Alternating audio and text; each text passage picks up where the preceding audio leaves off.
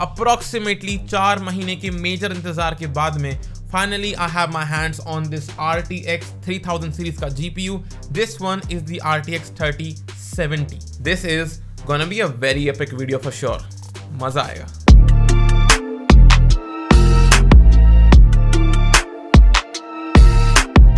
वैसे आज का video is gonna be all about why these RTX 3000 series graphic cards are just crazy. Not just because of the performance that they have, but because of the features that they come with. आज के video के अंदर we'll be having a look कि how good is the deep learning super sampling यानी कि DLSS कितना अच्छा है. Basically in one word I would tell you DLSS is absolute just magic. And how good is ray tracing, मतलब कि visually कितना difference आता है when we put RTX on the ultra mode and also RTX on off. So difference between RTX on and off and also DLSS in the video right now. Let's enter into the game Cyberpunk. Let's do it. Wake the up, samurai. We have a city to burn.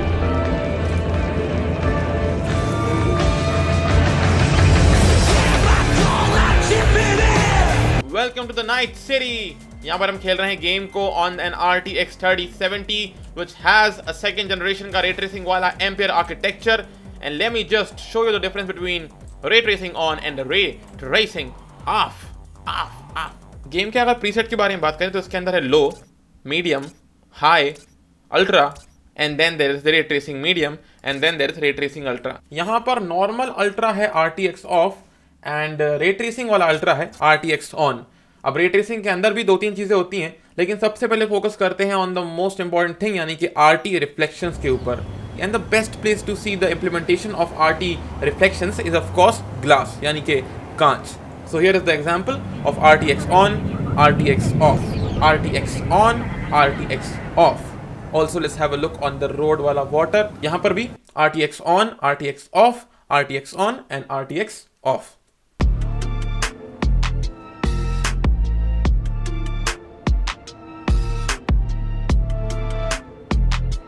RTX on, RTX off. अगला implementation of ray tracing is ambient occlusion, मतलब कि एक light source की intensity के हिसाब से वो light कितनी ज्यादा स्कैटर हो रही है यानी कि कितनी बिखर रही है. यह है उसका example RTX on, RTX off, RTX on, RTX off, RTX on and RTX off. And last चीज है RT शैडोज यानी कि रे ट्रेस्ड वाली शैडोज.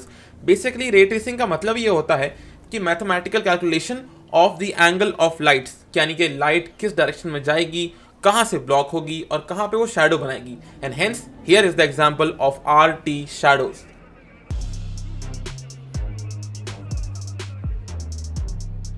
तो ये तो हो गए सारे के सारे examples of Nvidia ray tracing. लेकिन द मेन थिंग इज कि जैसे ही हम रे ट्रेसिंग को ऑन करते हैं किसी भी गेम के अंदर, the frame rate they drop harder than this base drop. रुको, let me just prove it to you कि अगर किसी को खेलना हो Cyberpunk at the resolution of 4K, RTX off, लेकिन settings are at the ultra setting, तो यहाँ पे बंदे को मिल जाएंगे इजीली 4K के ऊपर 30 to 40 FPS. And I would say that is a very playable scenario at 3070 4K ultra. लेकिन अगर इस सेम सिनेरियो के अंदर हम RTX के ऑफ को कर देते हैं ऑन, तो फ्रेम रेट जो है ना वो जाता है डायरेक्टली नीचे and it goes up to 10 to 11 FPS and sometimes even low as 3 to 4 FPS. And that is exactly where DLSS 2.0 comes into play. This thing यानी कि deep learning super sampling is absolute magic because करता ये है, logic behind DLSS ये है कि game को करता है वो render into a lower resolution and then उस lower resolution के ऊपर लगाता है अपना artificial intelligence and then करता है उसको real time के अंदर upscale, यानी कि कम resolution के गेम को करा upscale and दिखा दिया तुरंत के तुरंत स्क्रीन के ऊपर. And hence जो गेम हमको मिल रहा था around 10 to 11 FPS and sometimes even 3 to 4 FPS, अब वो हमको मिलेगा at up to 40 to 50 FPS. RTX यहां पे ऑन ही है. That is crazy. 4K Ultra RTX off 30 FPS. 4K Ultra RTX on 10 FPS.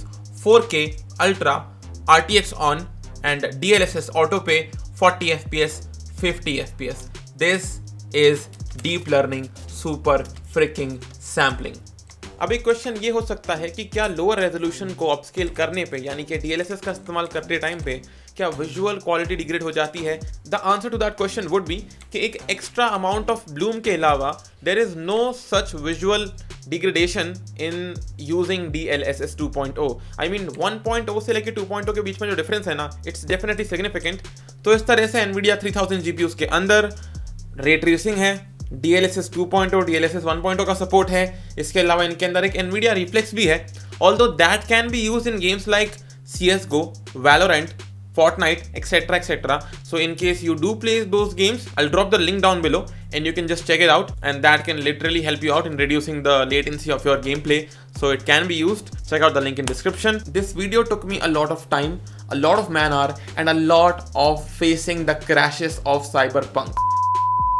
इसीलिए I want to tell you very important thing कि जो इंसान वीडियो को लाइक नहीं करेगा ना, उसके लिए गरुड़ पुराण के अंदर अलग से सजा है. Jokes apart and most importantly, the jump of moving from a GTX graphic card to an RTX 3070 was definitely significant because I was able to use the feature of the game जो कि पहले disable था. The very next day.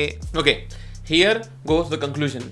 Point number one would be कि ray tracing is not going anywhere anytime soon because ray tracing is the future of gaming and that's for sure वाली बात कि यहाँ से आगे आने वाले सारे बड़े गेमिंग टाइटल्स के अंदर ray tracing will be an integral part of those games.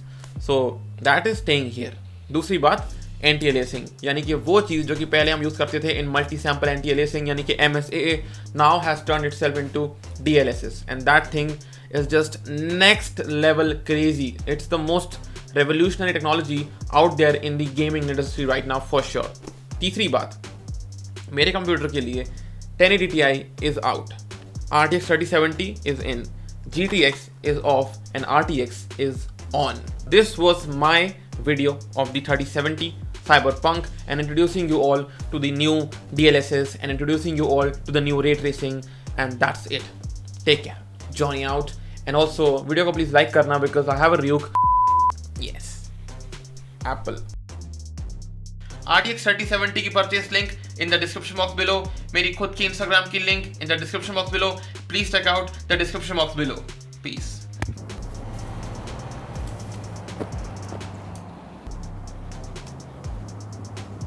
What?